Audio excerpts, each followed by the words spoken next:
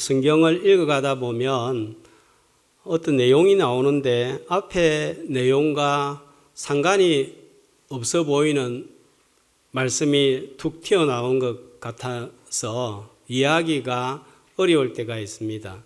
자, 이럴 때는 성령님의 도움을 구해야 합니다. 나는 이해하기가 어렵고 힘들지만 거기에 저자의 의도가 들어있고 하나님의 메시지가 들어있기 때문입니다. 제가 마태복음을 강의하면서 이 내용은 전반적으로 알고 있지만 그 의미를 모르는 것이 저도 더 많이 있는 것 같습니다.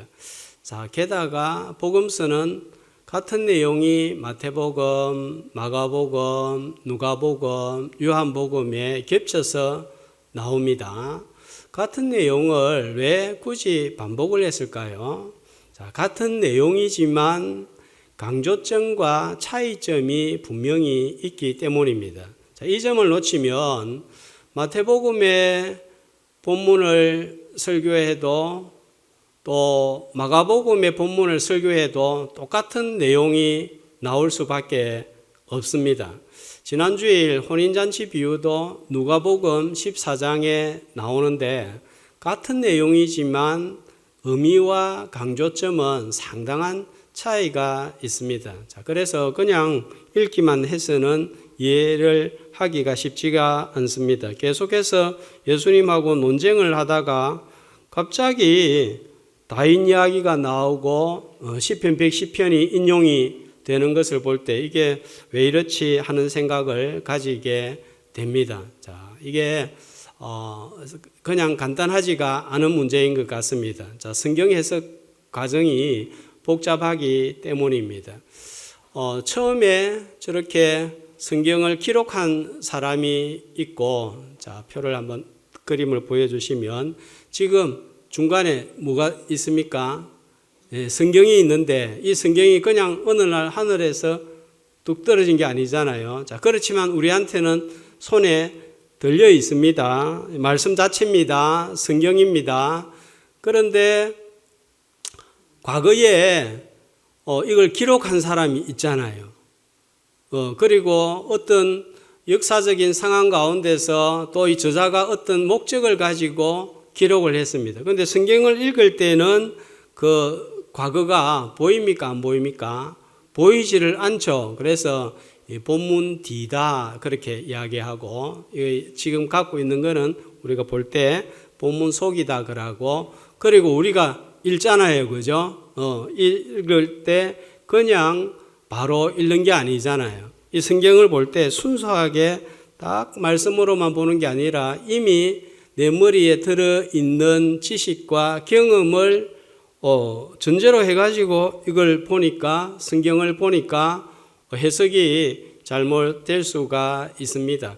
자, 그래서 저 세 가지를 다 살피면서 말씀을 본다는 것은 쉽지가 않습니다. 우리 성도들은 세 번째 그냥 바로 문자 위주로 읽을 때 성령님이 역사하셔서 은혜 주시기도 합니다. 그렇게 그 수준에 따라서 주십니다. 그러나 앞에 첫 번째, 두 번째는 복잡한 거예요. 자, 그렇기 때문에 목회자가 필요한 거예요. 그런데 저도 이거를 연구하지 않으면 참 힘이 드는 거예요. 저뿐만 아니라 아주 오래전에 하나님의 말씀을 이렇게 연구하고 또 묵상했던 분들도 힘이 드니까 하나님께 보여달라, 가르쳐달라, 깨닫게 해달라 이런 기도를 많이 했는데 시편 119편이 대표적인 예가 되겠습니다. 전반부에 보면 내 눈을 열어서 주의 법에 기이한 것을 보게 하옵소서 개역 한글 번역입니다. 그 다음에는 주의 법도의 길을 깨닫게 하소서 내게 가르치소서 깨닫게 하소서. 자, 이런 류의 언급이나 기도가 적어도 20회 이상 쭉 시편 119편에는 나와 있는 거예요. 그만큼 이 시편을 기록한 사람도 엄청난 영성과 하나님을 사랑했던 다윗인데 계속해서 이렇게 기도하는 것을 볼 때 그것이 어렵다 하는 것을 알 수가 있습니다. 그래서 저도 매주일 말씀을 준비하면서 이 기도를 드리고 있습니다. 우리 성도들은 아까 역사 연구, 문학 연구 같은 과정은 할 수가 없기 때문에 목회자가 필요한 거예요. 그래서 목회자가 말씀을 잘 전달할 수 있도록 엉뚱하게 적용하면 성도들을 엉뚱한 길로 인도할 수가 있습니다. 그래서 기도하는 것이 필요합니다. 자, 그리고 요한복음 14장 26절에 보면 성령님을 보내신 이유를 예수님이 이렇게 말씀하고 있습니다. 내가 너희에게 보내실 성령 그가 오시면 내가 너희에게 말한 모든 것을 생각나게 하시고 깨닫게 하시리라 했습니다. 그리고 엠마오로 가는 두 제자에게 예수님이 율법을 해석하여 주실 때 마음이 어땠다고요? 뜨거워졌다 했습니다. 오늘 전하는 자와 듣는 자에게 성령님이 역사하셔서 말씀의 깨달음으로 말미암아 마음이 뜨거워지는 이 예배의 시간이 되시기를 주님의 이름으로 축복합니다. 자, 오늘 이 본문을 보면은 갑자기 툭 튀어나온 내용 같은데, 자, 도표로 21장, 22장 내용을 다시 한번 살펴보도록 하겠습니다. 21장 12절 이하에 보면 예수님이 성전 청결을 통하여서 참되고 새로운 성전을 건축하기 위하여 성전이 주인이 오셨다는 것을 나타내셨습니다. 형식만 남은 유대인의 성전과 예배를 보고 매매하는 자들을 내쫓고 의자들을 둘러 엎었습니다. 종교 계획을 단행을 했습니다. 이때 21장 23절에 보면 대제사장들과 장로들이 와서 뭐라고 하는 거예요? 말합니까? 네가 무슨 근의로 이렇게 둘러 엎고 네가 말씀을 가르치느냐? 자, 그러니까 예수님이 답을 하는데 세 가지 비유를 들어서 답을 했습니다. 그 세 가지 비유가 첫 번째가 두 아들 비유고 포도원 농부 비유고 혼인잔치 비유입니다. 자, 그러니까 이 사람들이 더 이상 질문을 제기하지 못합니다. 그러니까 무슨 문제를 들고 나오는 거예요?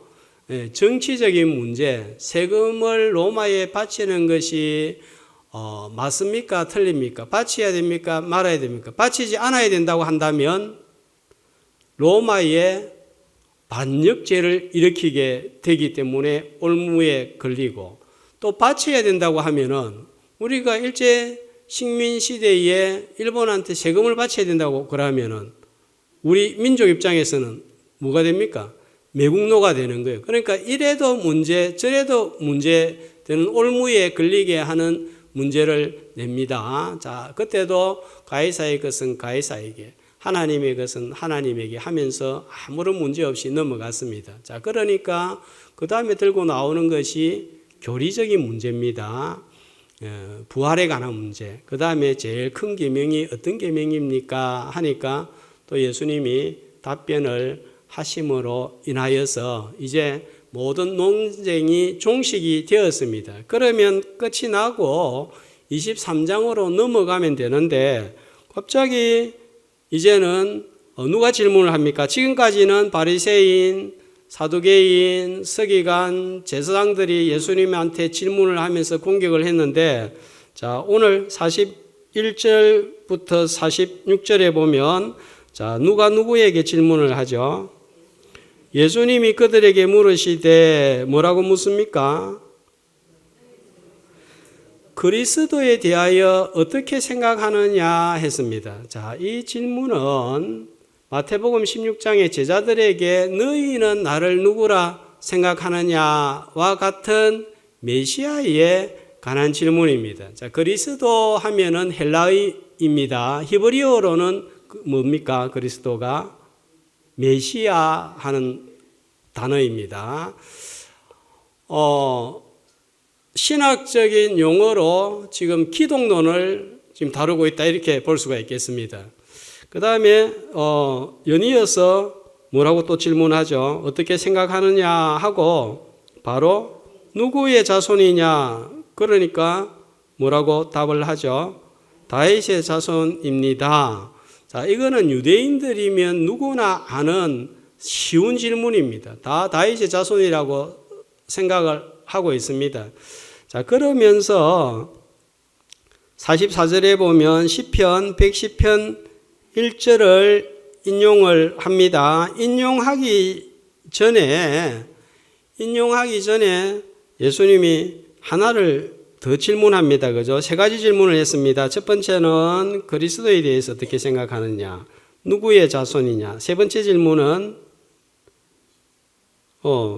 그러면 다윗의 후손인데 그리스도가 다윗의 후손인데 다윗이 그리스도를 보고 왜 주님이라고 호칭을 했느냐 하는 역질문을 하고 있습니다.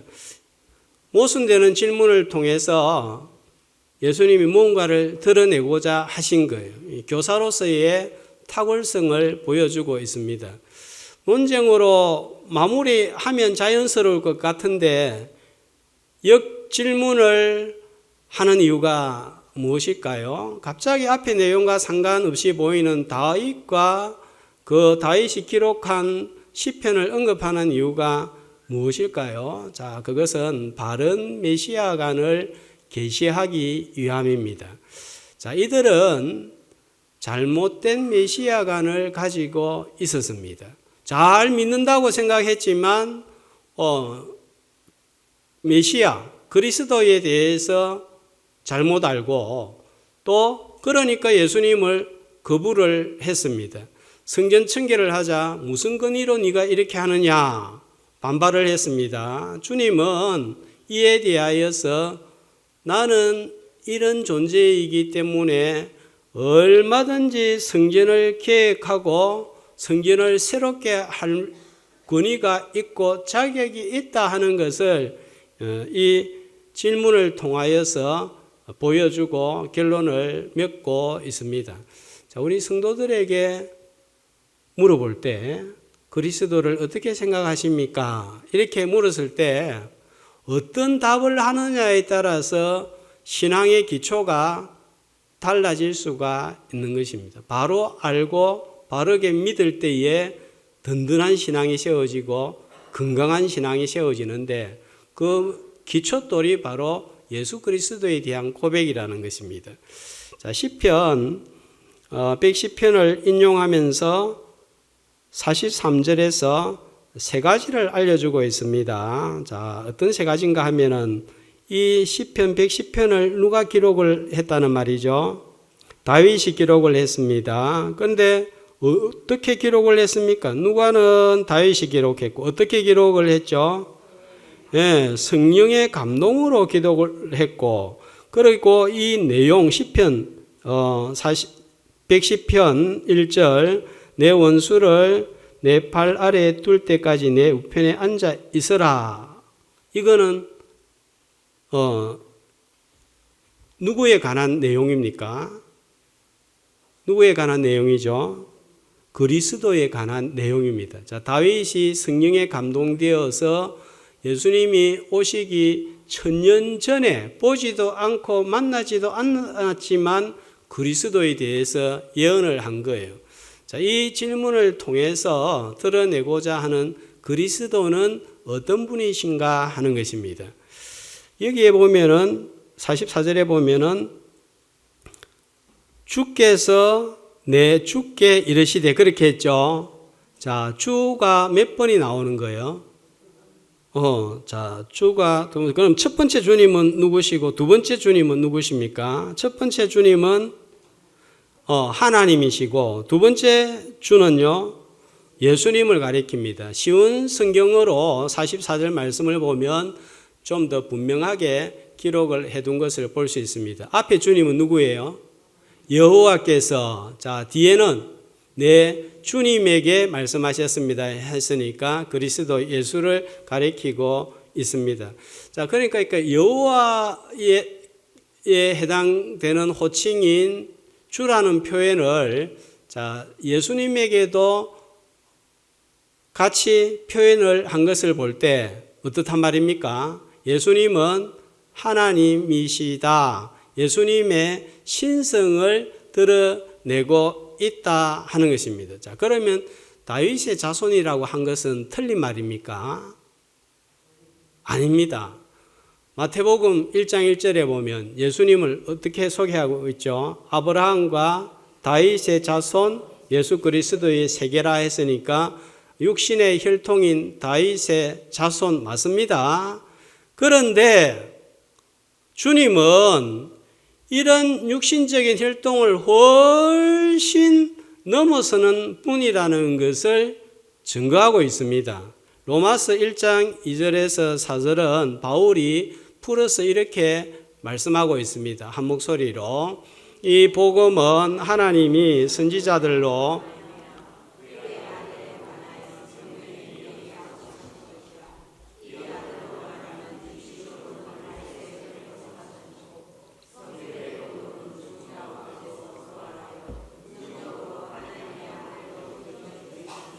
곧 우리 주 예수 그리스도시니라. 자, 이 말씀을 보면 복음은 한마디로 뭐라고 말할 수 있겠습니까? 우리 주 예수 그리스도. 자, 이것이 예수님의 정확한 명칭입니다. 주 예수 그리스도.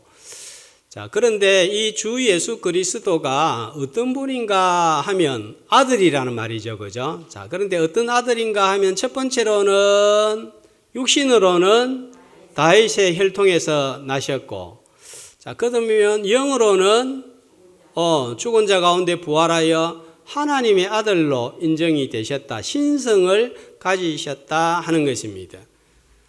자, 이러한 예수님의 신성에 대한 말씀은 차고 넘치는 거예요.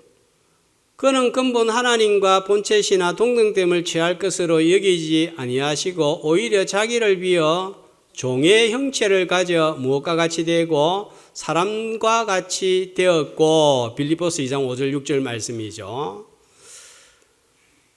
유대인들은 그리스도로 오시는 분이 다윗의 왕적인 혈통으로만 생각을 하고, 또 이 왕은 이스라엘을 로마에서 해방시키는 분으로 생각을 했습니다.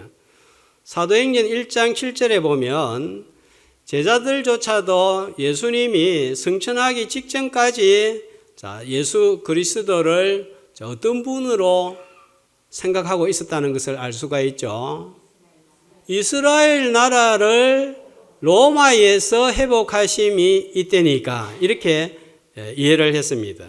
세상 나라의 왕처럼 생각을 하였습니다. 자, 그런데 미가서 5장 구약에 보면 태어날 예수님에 대해서 예언을 했는데 그의 근본은 어디라고요? 상고의 영원에 있느니라. 아주 오래전에, 그 오래전이 언제냐 하면은 영원이라 하는 것입니다. 이사야 9장 6절에 보면은 이 아기가 태어날 텐데 이 아기에 대해서 그 이름을 가르쳐 줍니다. 뭡니까? 기묘자라 모사라 전능하신 하나님이니라 영존하시는 아버지라 평강의 왕이라 할 것이요. 자, 세상 왕을 보고 하나님이라고 하는 자 없습니다. 영원히 존재하는 자 아무도 없습니다. 그런데 누구에게 이 말씀이 해당된단 말입니까? 예수 그리스도 메시아에게 해당되는 거예요. 하나님이 창조하실 때 함께 같이 세상 만물을 창조하셨습니다. 자, 이러한 말씀들은 신성에 관한, 주님의 신성에 관한 말씀은 차고 넘칩니다. 자, 이 본문은, 오늘 이 말씀은 누구에게 지금 말씀을 하고 있습니까? 41절에 보면 바리새인들이 모여 있을 때에 바리새인들은 이 진리를 깨닫지 못해서 예수님을 몰아붙이고 해를 가하려고 했습니다. 자, 왜 몰랐을까요? 지식이 없어서일까요? 아닙니다. 누구보다도 구약 율법을 잘 간수하고 간직했던 자들이 바리새인입니다. 그러나 지식적으로 아는 것과 마음으로 믿는 것은 다릅니다. 진리를 알고 믿을 때 참 지식의 능력이 나타나는 거예요. 신학자들 중에는 성경 지식이 차고 넘치는 사람들이 있지만 예수를 메시아로 그리스도로 믿지 않습니다. 왜 그럴까요? 알고 믿게 하시는 분은 아까 다윗이 천년 전에 예수님을 보지도 만나지도 못했지만 알게 된 것은, 기록한 것은 무엇 때문에요? 성령의 감동이 되었기 때문에. 그래서 신약에서도 성령이 아니고서는 누구든지 그리스도를 주시라 할 수 없다 그랬습니다. 예수를 구원자로 믿습니까? 아유, 절반만 믿는 것 같아요. 자, 예수를 구원자로 믿습니까? 진짜 믿습니까? 그것이 진짜라면 성령이 내 안에 계신다는 증거입니다. 성령이 아니고서는 누구든지 그리스도를 주시라 시인할 수 없기 때문입니다. 그런데 성령이 내 안에 계신 것을 다른 데서 막 찾으려고 하면은 이상한 길로 나아가야 되는 거예요. 방언을 해야 성령을 받았다. 또 병든 자를 치유해야 성령을 받았다. 그것도 일어난 예일 수 있지만 제일 중요한 것은 예수 그리스도를 구원자로 내가 믿어진다는 사실, 성령이 내 안에 계신다는 증거고 성도가 되었다는 증거고 성전이 되었다는 거예요. 성령이 아니고서는 그렇게 말씀을 하셨고, 또 너희가 하나님의 성전인 것과 하나님의 성령이 너희 안에 거하는 것을 알지 못하느냐. 성령 모신 우리를 가리켜서 성도라 그러고 성전이라 그러는 거예요. 다윗은 천년 전에 예수님이 오시기 전의 인물입니다. 보지도 못했고 만나지도 못했지만 그리스도를 주로 고백한 것은 성령의 감동이 되었기 때문인 줄로 믿습니다. 자, 연세가 드신 분들이나 늦게 믿은 분들은 우리가 믿습니다 할 때 무엇을 믿습니까? 물어보면, 자, 무엇을 믿습니까? 누구를 믿습니까? 자, 우리 다대교회 성도들 배운 대로 누구를 믿습니까? 예? 자, 하나님을 믿잖아요. 어떤 하나님을 믿습니까? 하나님, 구속주 하나님, 성령 하나님을 믿습니다. 구원자 하나님, 성자 예수님은 우리의 구원을 어떻게 이루셨습니까? 낮아지심과 높아지심을 통하여 이루어 주셨습니다. 낮아지심은 성육신하시고 고난받으시고 죽으심이고, 높아지심은 부활하시고 성천하신 것입니다. 자, 이게 우리 다대교회 성도들의 신앙 고백이 어디에 나와 있습니까? 사도신경에 나와 있죠. 오후 예배 때 이제 들었던 분들은 이렇게 고백할 수 있는데, 우리 교회 늦게 나오셨거나 또 연세가 드신 분들은 들어도 잊어버리잖아요. 그럼에도 불구하고 예수를 믿습니다. 교리문답에 대해서 잘 모를 수도 있습니다. 그럼에도 불구하고 이들은 예수를 믿습니다. 왜요? 성령께서 깨닫게 하시고 믿게 하신 역사인 줄로 믿습니다. 자, 넓은 우주를 연구하는 천문학자들은 다 하나님을 창조주로 믿을 것 같습니다. 그 비상한 두뇌와 머리로 계산을 하고 우주선을 쏘아 올리고 우주에 뭐가 있는지 별들의 숫자를 헤아리고 연구를 하는데, 이렇게 넓고 광활한 우주, 수많은 별들이 그냥 우연히 생겼다, 이거는 도저히 과학자이면 안 믿을 수가 없을 것 같은데, 과학자들 중에서도 천문학자들이 제일 무신론자와 해의주의자들이 많다고 합니다. 이유는 너무 넓은 광활한 우주를 생각해 보니까 내 같은 존재는 아무것도 아니구나. 또 우주의 긴 시간, 930억 년, 960억 년, 이렇게 생각하니까 나의 100년은 아무것도 아니구나 생각하니까 그렇게 허망할 수가 없다는 거예요. 똑같은 우주를 연구해도 어떤 과학자들은 신은 우주에도 보이지 않는다고 하는가 하면 천문학 지식이 없고 수학적인 계산을 하지 못하여도 하나님은 어디에든지 계신다고 고백합니다. 창세기 1장이 우리의 머리로 다 이해가 되지 않아도 하나님이 살아계시고 하나님이 우리를 이 자리에 있게 하셨다. 이거 믿는데 아무 지장이 없습니다. 이유는 무엇입니까? 그게 바로 성령의 역사인 줄로 믿습니다. 은혜인 것입니다.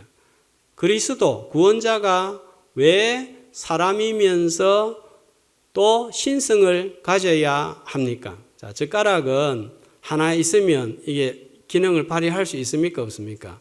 없죠. 두 개가 있어야 온전해지고 기능이 용도에 맞게 사용이 됩니다.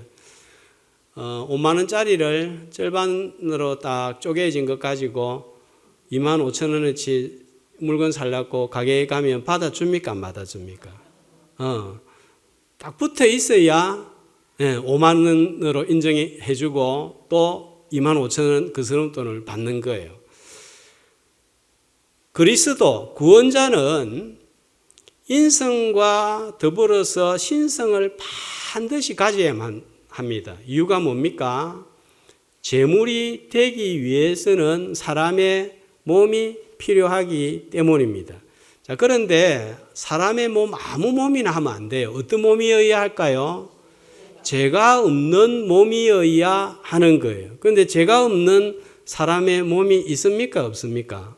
모든 사람이 죄를 범하였음에 하나님의 영광에 이르지 못하였기 때문에 사람은 절대로 구원자가 될 수 있다 없다?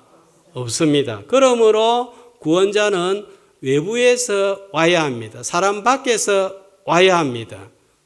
사람의 몸을 입어야 됩니다. 그럴 수 있는 분은 하나님밖에 없는 거예요. 그래서 죄 없으신 하나님이 직접 사람의 몸을 입고 찾아오셨는데 그분이 바로 예수 그리스도 구원자입니다. 하나님을 본 사람이 없으되 독생하신 하나님이 나타내셨습니다. 이건요, 내가 지렁이가 되는 것보다 더 엄청난 일이에요. 하나님이 피조물이 되는 것은 있을 수가 없는 놀랍고 기이하고 엄청난 일입니다. 그런데 이 엄청난 일을 누구를 위해서 하셨습니까? 부자를 위해서만 한 거 아닙니다. 천재를 위해서도 높은 자리에 있는 자를 위해서 한 거 아닙니다. 천사를 위해서 한 일은 더더욱 아닙니다. 바로 누구를 위해서? 나를 위해서. 그리스도께서 내가 아직 죄인 되었을 때 우리를 위하여 죽으심으로 하나님께서 우리에게 대한 자기의 사랑을 확증하셨다 했습니다. 이 주님의 사랑에 주목하는 오늘 예배의 시간이 되시기를 주님의 이름으로 축복합니다. 자, 역질문을 통해서 또 주님이 드러내고자 하신 것은 그리스도 메시아의 사역입니다. 자, 44절에 보면은 원수를 내 발 아래 둘 때까지, 자, 어디에 그리스도를 두신다고요? 내 우편이 어느 쪽입니까? 어디 우편입니까? 하나님 우편이죠. 하나님 우편은 어디입니까? 하나님께 오른편, 왼편이 있습니까? 없습니까? 없습니다. 우편이다 하는 것은 보통 아주 신뢰하고 내를 딱 믿고 맡길 수 있을 때 너는 내 오른팔이다. 하나님의 권세, 권위를 예수님에게 다 부여하셨다는 뜻입니다. 언제 하나님의 우편에 오르셨죠? 부활하시고 성천하신 후입니다. 높아지심입니다. 자, 하나님의 구원 사역을 이루시기 위해서입니다. 자, 높아지심 전에 아까 뭐가 선행이 되었죠? 낮아지심은 성육신, 고난, 죽으심입니다. 이에 대하여 로마서 8장 34절은 이렇게 우리에게 증가하고 있습니다. 한 목소리로 누가 정죄하리요? 죽으실 뿐 아니라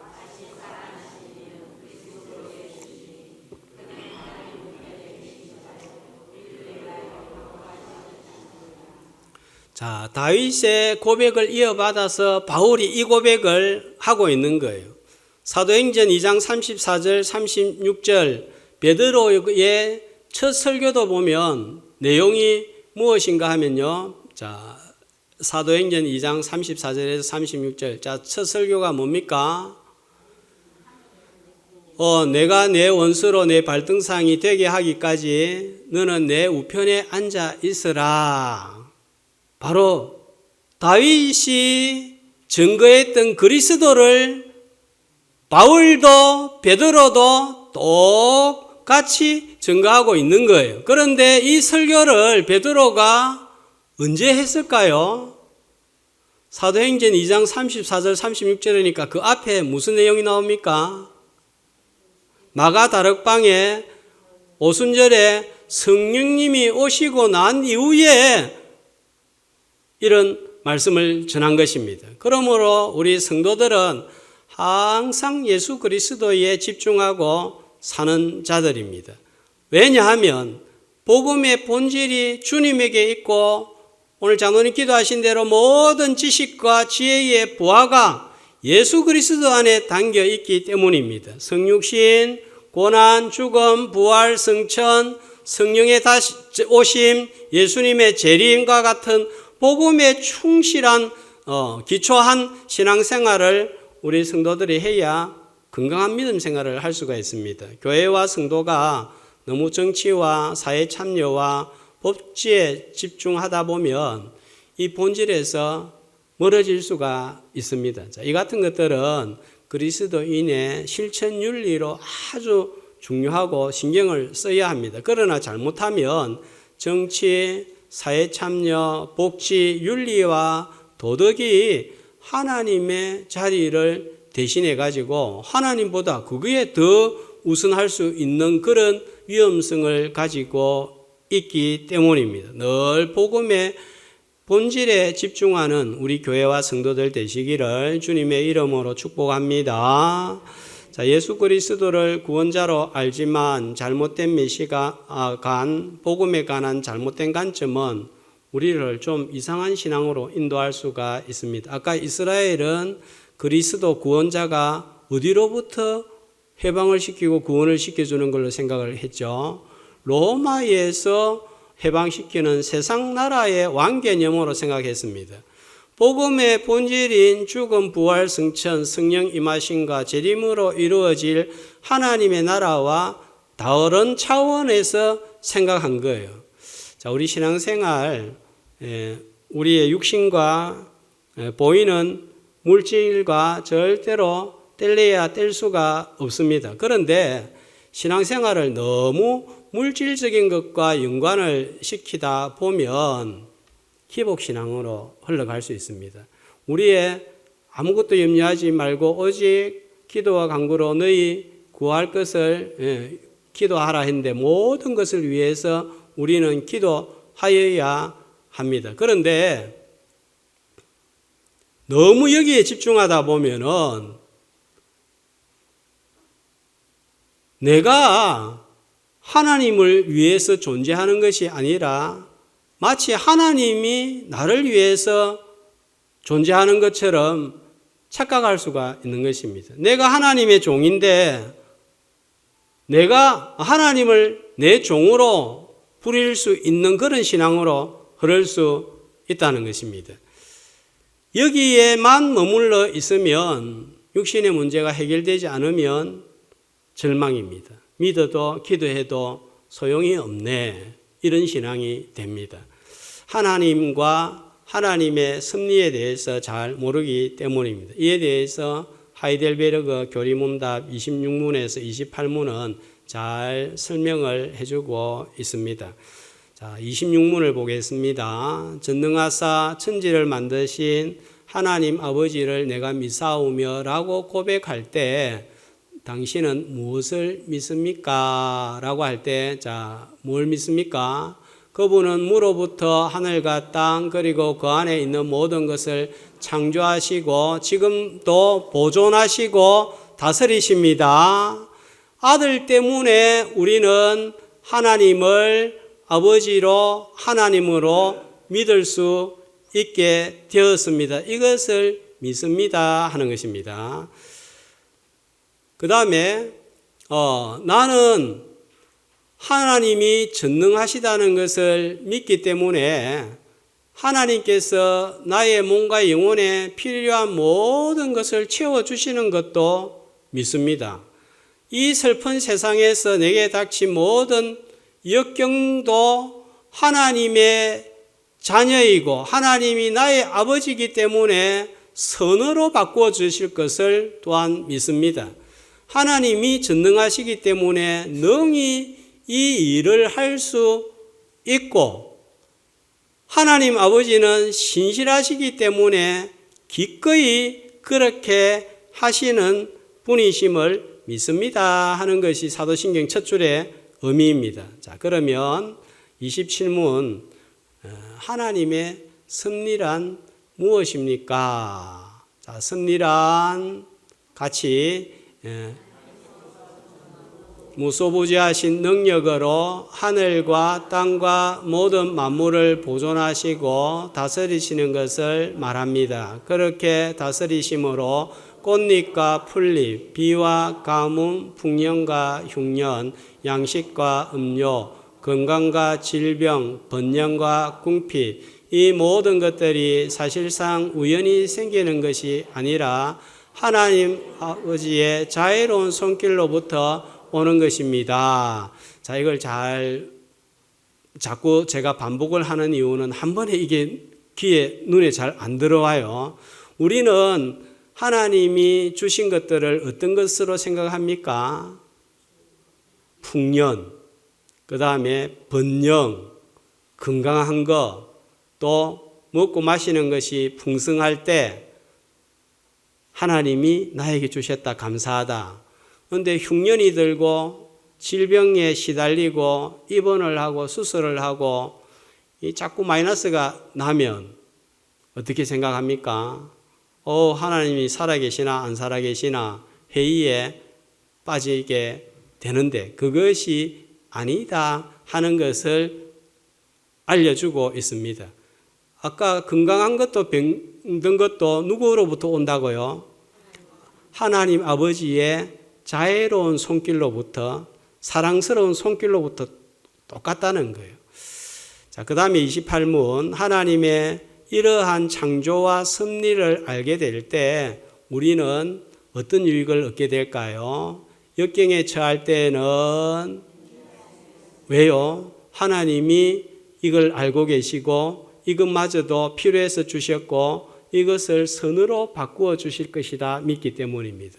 그러면 형통할 때는, 순경에 처할 때는 좋은 것 하나는 하나님이 주시지 않으면 결코 받을 수 없다는 것을 인정하니까 감사하는 거예요. 자, 그리고 확신을 갖습니다. 어떤 확신입니까? 그러니까 궁핍한 것이나 아픈 것이나 또 꼬이는 것이나 다 하나님이 필요해서 주셨다. 이렇게 생각할 때 하나님에 대한 나를 변함없이 사랑하시는 것에 대한 큰 확신을 가지게 된다는 것입니다. 우리가 쭉 경험해 보지 않습니까? 내가 생각할 때 참 오늘 이 사건이 불행이라고 생각했는데 나중에 지나고 나서 보니까 그게 이루어지지 않은 것이 너무 감사하고 잘 됐다. 복이 될 수 있고 복이라고 생각했던 것이 정말 나중에 꼬이고 꼬여서 화가 될 수도 있다는 사실입니다. 그러므로 성도는 형통할 때는 하나님이 주신 것이라 여기며 감사하고 불행이라고 생각하는 것이 발생했을 때도 하나님이 나에게 가장 선한 것을 주시리라 믿기 때문에 위로를 얻을 수 있습니다. 이런 믿음은 하나님이 나를 위하여 성육하시고 죽으시고 부활 성천 성령 보내시고 재림하신다는 분명한 진리를 믿기 때문입니다. 이 구원의 놀랍고 크고 신비한 일을 나를 사랑하지 않는다면 행할 일이가 없기 때문입니다. 이런 하나님의 일을 가리켜서 사도행전 2장 11절은 어떤 일이라고 말씀을 하고 있습니까? 하나님의 일인데 그냥 일이 아니고 하나님의 큰 일이라고 말씀하고 있습니다. 오늘 말씀을 통하여서 그리스도의 사랑의 넓이와 깊이와 높이와 깊이가 어떠함을 깨닫고 건강한 믿음을 가진 성도들 다 되시기를 주님의 이름으로 축복합니다.